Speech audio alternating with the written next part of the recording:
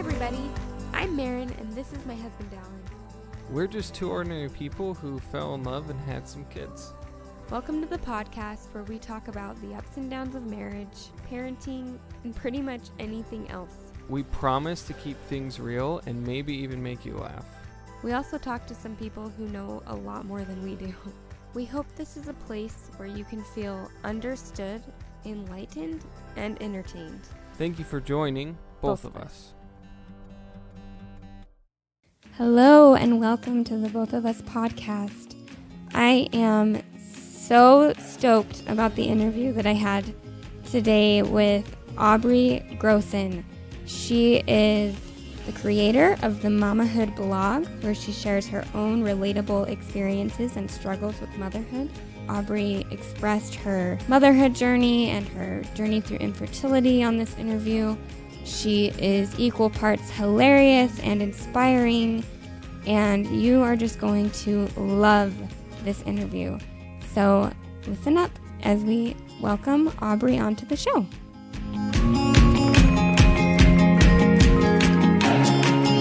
Okay, I am here with Aubrey Grossen from the Mamahood blog. Aubrey, thank you so much for joining us on the podcast. I'm excited to be here. Thank you. I feel like I know you inadvertently through social media. I love that. Not only are you just a beautiful example of motherhood, but you're a fantastic writer and creator. And what you've created online is simply amazing. I remember when I became pregnant with my first, and my best friend added me to this Mamahood blog community group. And it actually became a great source of help for me. Oh, I'm so glad. I'm glad you were on it when you had your first. Yes. A lot of people are come to it a little bit later, and I love hearing when people join it right off the bat. So that's awesome. Yeah, it actually was hugely helpful for me while I was pregnant, and also entertaining. I know, that's half of it, right? Honestly, it's where we're scrolling in the middle of the night while we're nursing. And stay awake. I know, it's so true. Oh my goodness, it's so great. And it really is a place that I still go to often, and I'll type in topics to get help and advice. So seriously, you're awesome for creating that. So on behalf of the 25,000 mamas who follow you, seriously, thank you so much. Oh my goodness, you're so nice. Thanks. So what led you to begin blogging? Well, I've always kind of blogged. I had kind of a family blog and a personal blog, and I've always journaled. And then when I became a mom, I just thought, there's no manual. What am I supposed to do? Right? With this baby? Yeah. And I have sisters and a mom who are super helpful. And I thought, there's people out there that don't have that support. And so I created this Facebook group, and it started with, 40 close friends and family. And then people just kept adding on. It's just grown completely organically. And so now we're up to 25,000, like you said. But when there became about 300 moms in there, I thought, you know what? I want to make this into something cool and something big. So I started a blog about that time when there were about 300 members. And then I've just done it ever since. So it's been awesome. So do you consider yourself a writer? Have you considered yourself a writer throughout your life? I have always really enjoyed it. It's really therapeutic for me. I don't know that I could sit down and write an entire book. That seems so daunting to me. But to write down, thoughts, I'll have thoughts that come into my mind, and I feel like I'm able to put it into words for other people to connect with and hear. And so I have enjoyed that aspect of it. I love being able to write something that someone needed to hear that day. And sometimes I don't have anything that comes to mind. And sometimes I have all these things that I want to say. Right. So it's definitely, a hit and miss. Sometimes I feel like it's, I'm kind of in the trenches of motherhood, and I don't have a second of, where I feel totally inspired. And other times I feel so passionate about certain things that I feel like I have to write about. So it's definitely an outlet for me that's been fun to pursue. It's definitely an outlet for other moms too, because some moms just can't, put into words the way that you can how they're feeling, and reading those words is something that's therapeutic for them. I loved one of your recent essays on your blog about the butterfly exhibit. Oh, yeah. I thought that was hilarious. Do you Oh mind my just kind of gosh. recapping that story really quick for our listeners? Yes. Yeah, it's been a little while. So I haven't thought about that story in a long time. So we went to this little butterfly exhibit, and my little kid was, I think he was about 2. And there's all these nature people, and I'm all about that. But like where you can't even, I mean, I just was afraid to touch anything. I felt all these eyes on me. And I have a 2-year-old who is a tornado. And so we're in the butterfly exhibit. First of all, he like he like peels, he grabs a butterfly, like one of the biggest ones in the exhibit, and just pulls it apart. And I was mortified, like so mortified, because all these nature people are looking at me like, I cannot believe you just let your child. I felt so mom shamed. I was like, oh my gosh, I just want to crawl in a hole. So this poor little butterfly has been tortured unbeknownst to me. Like, I mean, he just went for it and I had no clue. I felt so bad for the poor little butterfly. So after that, we were just ready to like dodge out of there. But while we're like kind of packing up our stuff, somehow, I don't even know what happened, but there was this bench full of flowers and butterflies for the exhibit, and it had like stacks and stacks of flowers and like hundreds of butterflies. And we just so happened to knock the entire display over. And it was we probably murdered so many butterflies that day, and I was mortified because my 2-year-old has no idea. He's just ready to, go play in the dirt. And I'm over here trying to teach him to be soft with these beautiful butterflies. And I just was mortified. We just packed up our bag, and I literally wanted to just dig myself in a hole and get out. Yeah. Oh my gosh. So it was definitely one of those times where I'm like, is this for real, my life? Like, this cannot be real. And I was like, I'm all about nature stuff too. So I was mortified that it was me it was happening to. Like those poor butterflies we just tortured, and it was a disaster. But you want to make like a totally mom life, right? Totally. You want to make like a PSA, like, guys, this is not me. This is a bad moment. Just avert your eyes. Or he's 2 years old, and I don't know. I couldn't even explain myself. I was mortified. We came to the butterfly exhibit to demolish it. That's why we came. Yeah. Don't take your crazy 2-year-old tornado in a butterfly exhibit. It was so bad, but you live and you learn, right? You do. I will keep that in mind. I have a 2-year-old boy right now, so we will avoid the butterfly exhibit. Yeah, they're so cool, but yeah, not when you're pulling their wings off. I was out of my mind. I just wanted to just die. I'm so glad you shared that, because I feel like every mom can relate to those experiences, and oh yeah, it's just good to know that we're not the only one that feels like a crappy mom. Yes. Well, and it makes you realize why some moms don't leave the house. Like, I know, I've been tempted sometimes. I know, I can totally relate to that too. So it's awesome.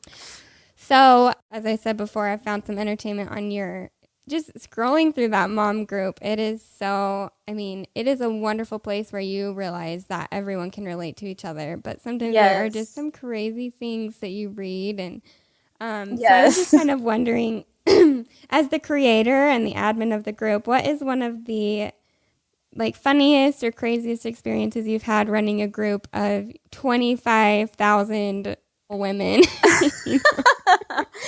Honestly, it's been crazy, and it's not perfect. So yeah, you will find, we try to get rid of the drama out of there, and we try to keep it a positive place and a supportive place.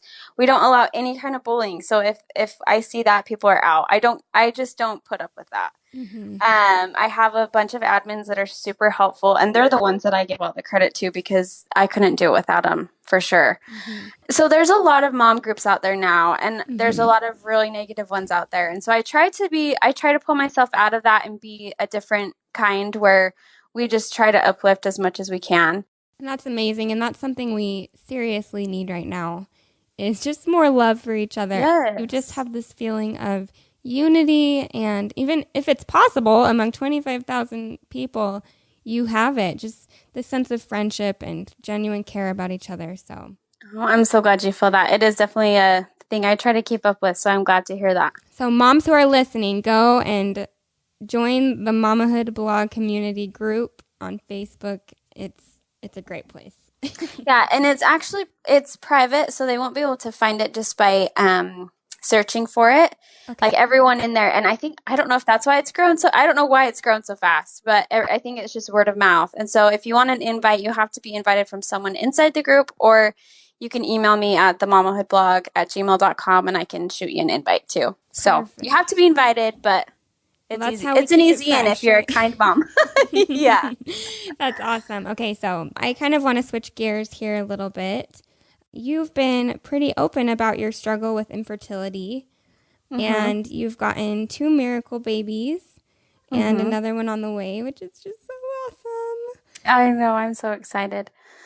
Yes. Do you mind just kind of recapping your struggle for us, kind of what that journey was like for you? I know many of our listeners are mothers and fathers who are going through infertility and could use, someone to relate to. Sure. Yeah. So with my first, we actually didn't have any problems. And he came pretty quick after we were married. I got pregnant just fine. And I have what's called factor 5. And I think it's important for moms to get tested for it if you're having problems, because my sister has it. She got tested for factor 5 after she had lost a baby at 38 weeks. So she had a stillborn. And so I was tested for the same thing. I have our bodies are really similar. I have factor 5. When we wanted to try for a second baby, my body just couldn't get past like the embryo stage. So I don't really have a problem getting pregnant necessarily, but getting past like the first trimester is a struggle for my body. And so with my first miscarriage, I got pregnant. They found a heartbeat and they said, okay, well, it looks like it's just kind of slower and it's measuring small. So you have like a 20% chance that this baby will survive. And so, I'm all about beating the odds, but I just knew that it was not in my favor. And so with that one, it was kind of hard. It was probably the hardest one just because it was my first one. And no matter how many miscarriages you have, they're not fun. And one is enough, Mm-hmm. With that one, I had to just go in every week and the heartbeat would just get slower and slower, but it would still be alive. And so I just basically put myself on bed rest, just That's so heartbreaking. to kind of give any chance that it would have. I just kind of laid in bed for about a month. And then when I went in there, that last appointment, it was about 4 weeks after I had initially found out, the ultrasound lady was like, okay, there's no heartbeat and everything. So then you go through the whole process. And I think a lot of people don't understand is that infertility or even, having a miscarriage or whatever it may be, it's like a full-on process. Like your body has to go through all these things. I didn't end up passing it, so I went in for a D&C, and then they missed tissue, so I had to go back in for another surgery, and then I had another. It just was like one surgery after another, and it was just crazy. So it's just a process, and I don't think people realize that. I think they think, oh yeah, it's so emotionally sad, but it's also physically hard because you go in and especially with D&Cs, they take it out of you and you wake up just completely empty. Like I remember waking up in those hospital halls, I didn't care about any kind of physical pain. I just felt completely empty, like I wasn't holding my baby anymore. And I think that's the part that not a lot of people truly understand or know how. If you've never been through it, it is hard to understand, but I think trying to sympathize with that aspect is important too. And then after that one, we tried again, and then I had another miscarriage after that, and my doctor was like, you know what, you're not going to be able to have any babies without IVF. And it just didn't sit well with me. I just kind of looked at him like, okay, but I have a baby, right? So it can happen. I'm like, it's very possible. Like, it just didn't sit well with me. And so I went to another doctor, and he was just completely on my side, and he just said, you know what, I think your odds are way better than that doctor thinks and that you think. I think you can totally get this to happen. And so, it's definitely a ride when I get pregnant. It's for sure every day I have to wake up and just be like, I'm grateful for another healthy day. I'm grateful for, even if, and I realized that with my other babies too. I was so grateful for that first one. I was so grateful for those 12 weeks I got to hold her, or him, whoever, whichever it was. And I ended up taking, and as crazy as it sounds, I took like maternity pictures. Just to remember that time of life. That's not crazy. And I think that's a great tip. Like, that is something that you should do. You should celebrate it, however short it is. Yeah. Well, and I think too, something that I kind of learned along that path was, I mean, it's so heartbreaking and it's so hard, but focus on what you can do. So like, I wanted to have each of my babies have some kind of purpose. So, with another one of my babies, I threw an event for the mamahood, and we just gave the proceeds to a charity for moms with infant loss, or, Right. I think giving back helped me heal more than anything. Wow. Just wow. That was beautiful. Thank you so much for sharing that struggle, and also just your attitude towards this, I feel, is so healthy. And just you seem your ability to give back during such a struggling moment in your life is just inspiring. I think too, it's easier to talk about after, the fact. I haven't always been chip and cheery about it, but looking back, those are just some of the things that I was grateful to have done.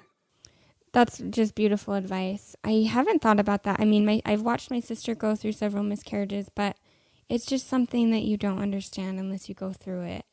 And that struggle, like you said, sitting in the hospital halls is something that I'm sure a lot of mothers listening to this will relate to with you. Mm-hmm. I think it's okay to be sad too. I think it's okay to allow yourself to feel that. One of my surgeries, I was sitting there ready to go in, and the anesthesiologist was so sweet. He just looked at me and he had tears in his own eyes, and he said, "What number is this for you?" And I told him, and he just was like telling me about how his wife had like 9 or something. But he was the one that was emotional about it, and he was so sweet. And I think during those tender times, it's not just something you have to go through. I believe in a God that loves us so much, and I don't think he, just sends trials to people and assumes you to just fend for yourself. I think he sends angels into your life, and it helps you through it. So I'm definitely grateful for that. I agree full-heartedly. Thank you so much for sharing that. For those who are listening who have not or are not currently struggling with infertility of any type, I know that there have been times where I have just been at a loss for words, and I don't know how to help or what comfort I can give. So what advice would you have for those who have a friend or a family member who's going through this? This one's kind of tricky because, it is hard. You can't do anything, you can't really do anything. But for me, and I think maybe everyone's a little bit different, but for me is the hardest is when people try to avoid the topic. Mm-hmm. I think that so often we avoid hard questions because we don't know what to say, or we don't want to offend them. But I think like in my sister's case with her, I can see my sister's case more clearly than I can with mine, like how I've responded with her, because I've asked her that same question.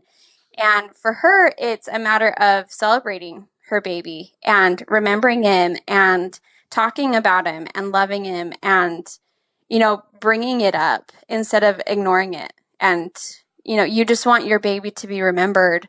And so you want people to ask you about it. You want people to remember that, because it kind of gives that validation that it did happen. And indeed, you do have a baby, that just gives that love of remembrance to that. And then as far as with infertility or miscarriages go that are early on, I feel like for me that helped is just to have just people that are loving. I mean, I remember I had one friend just bring me some pretty little sunflowers, and she just said, "Here's some sunlight for your day." And that was it. Mm-hmm. And to me that meant so much, because it's just like there's nothing anyone can do, right. But little thoughts like that are so meaningful, at least to me. And that was kind of helpful for me during that time. That is wonderful advice. I do have a friend who lost a baby, or who had a stillborn baby at full term, and I remember it just hitting me like, oh, I didn't think about that. She told me that she wants people to remember the baby and celebrate him and consider him like a person, and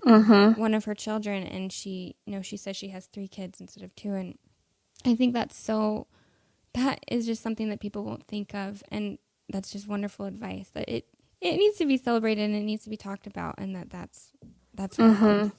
It's hard to ask the hard questions, but I think that's part of our job as sisters and as friends and as moms. I think that, it's such a tender topic, but I think it's okay to ask people how they're really doing instead of just brushing them off or assuming that they're fine.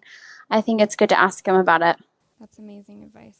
So what is it that has gotten you through this journey of infertility? If you could just chalk it up to one thing, what's really helped you make it through? I think for me, just taking it day by day. I have a bracelet that I wear that says "Be brave," and that bracelet has meant more on some days than it has other days. And some days you really just need all the courage you can muster to show up to anything. It's hard and it's not easy. And I think just having that brave or whatever word empowers you in the back of your mind to sleep on that and to wake up with that in your mind, or to wake up and ask the Lord for strength every single day, or to wake up, whatever it may be, focus on the strength. Don't focus on the hard, and focus on the light that's at the end of the tunnel and not the darkness, because it's too hard to go through on your own. And when you do have to do it on your own, you have to just rely on a higher power and rely on the strength that you have deep within you. If you focus on an empowering word, whether it's courage or brave or whatever it is that you believe that you have deep down inside of you, I think if you focus on that, it tends to come out and you're able to survive it. I would love to link up in our show notes so that other moms going through this can also have a Be Brave bracelet. I love that so much. So thank you so much for sharing. I mean, those hard things. I felt so inspired by so many of your words, and I just know that it's going to change people's lives when they hear this. So you're now pregnant with baby number 3. Yes. And how far apart will she be from baby number 2? So they'll be about 14 months apart. Yeah, close. And it's kind of crazy. I mean, with this pregnancy, we just kind of assumed I would miscarry again just because my odds, I just am good at miscarrying. So, but we've gotten past the first trimester, which has been a huge blessing. And I mean, nothing's ever guaranteed, I feel like. So we're just grateful for every healthy day we have so far. And we pray that we can hold this one too. And yeah, we're excited. That is amazing. So my boys are 12 months apart. Oh my goodness. So you're going to have to show me the ropes. I can relate to you on the closeness and age. It is an absolute blast, and also just straight up madhouse. I don't know. It's going to be quite the roller coaster. I have no idea. I feel like that's just how it is with motherhood. You have no idea what you're doing, and you're just winging it. So bring it on, right? Really, though, I wish someone would have told me that, like, every mom is just faking it. Like, we're all just pretending to know what we're doing. We're all just praying every day that we will know what to do, and no one actually knows. No, it's so true. And you can't compare yourself to anyone that you think knows, because nobody does. We're all just trying to figure it out. And we all have, those people we look up to and compare ourselves to. But I think if we could get inside their head, we'd realize that we all are just feeling pretty inadequate and unprofessional in this job. Yes. No, I totally agree. So your husband has been going through this with you too. So if you just had like one quick little advice for any husbands listening who are dealing with the infertility in their marriage and with their wife, what would just be one little thing that they can do to help their wife through this journey a little bit more? When you asked me that, I think the biggest thing that I remember back when I was going through it is I think it's important for the wives to understand that the husbands are going through it too. I mean, just because your body's the one that's going through it, they're also going through it in a different form. Be their escape for for them. They need a time to not be the strong one, right? Yes. Yeah. I think that's exactly what it is. That's exactly how I felt. Yes, I feel this so hard. Seriously, I think in any marriage, sometimes we just need to be forced to be loved, right? Yes. Yes, it's so true. So, husbands listening, if your wife is being a stickler, just force her to love you. No, it's true. And I don't know. I think just having that, open arm policy where it's just like, all right, today just was the worst. Let's just hug it out or whatever it is. Exactly. I think just because, they're both going through it, but I think just being that strength for her is huge. Wonderful advice. So here's just some quick answer, short questions. But what is something simple that you and your husband do regularly that keeps your marriage happy and healthy? Okay, there's a couple of these, and I'm ready. I know I have a few, but I want to share. We do a couple of different things. So there's one that we call tea time, and it's time, talk, and touch. That's where we take 20 minutes of our day. Sometimes it's tricky with kids, but 20 minutes of your day, no kids, no distractions, no phones. You don't have to do anything more than hold hands. That's enough touch if you want. It's just for that time. And then you talk for 20 minutes and touch. So I think that's something that has been huge in just staying on the same page.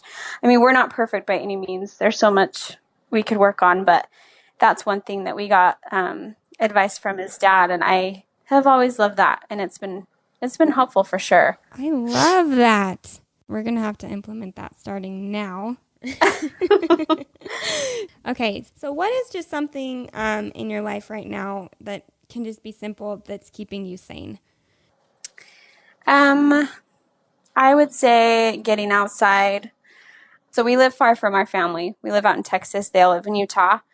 And we've been out here for about 4 years. And I think for me, it's a matter of exploring where I am and finding all that this city has to offer and just loving where I am and putting my whole heart wherever I am has been huge. And a big part of that is getting outside, wherever it may be. That cannot go underestimated. Seriously, going outside or not going outside can have a huge impact on my happiness, for sure. Yes. So last question, who is your motherhood idol? My motherhood idol, that's an easy one for me because it's always been and always will probably be my mom. I think she has taught me more than anything, and a lot of the things that I will write about or come up with or the thoughts I'm thinking of, I can hear my mom in the background, whether it was teaching me a lesson when I was little or teaching me while I'm a mom. I think my mom is probably my biggest motherhood idol. It's great that you had her. Yes, she's amazing. For sure. Shout out to Aubrey's mom. Yes. Hi, Mom. She'll probably listen to this too. She's just the best. She's so cute. For everyone else who wishes they were your best friend right now and wants to be your BFF via the internet, where can they find you online? Yes, so you can, my blog is themamahoodblog.com, and then I'm over on Instagram at the Mamahood Blog username, and then on Facebook, just you can type in the Mamahood page, I think, and that's where my blog kind of links everything, and then we'll connect anywhere. That is awesome. And we'll link it all in the show notes for everybody. Yeah, that's perfect. Well, Aubrey, this has been a joy. I've loved it. This has been so great. And my kids have actually been fine. We just have a full thing of pretzels all over the floor. Snacks? But that's actually pretty mild. Yeah, they're already helping themselves. So it worked out great. No, this has been great. Thank you so much for having me. Okay, wasn't that just the best? Aubrey is so fun. I hope you all enjoyed that interview. Again, you can find her at the Mamahood blog, and we will link all of her different social media accounts, her Brave bracelet, and anything else that was mentioned in the interview in the show notes. Please do us a favor and like and subscribe, write a review about this interview if you loved it. And reach out to Aubrey and join her Mamahood community. You will not regret it. Okay, thanks for listening and have a good day.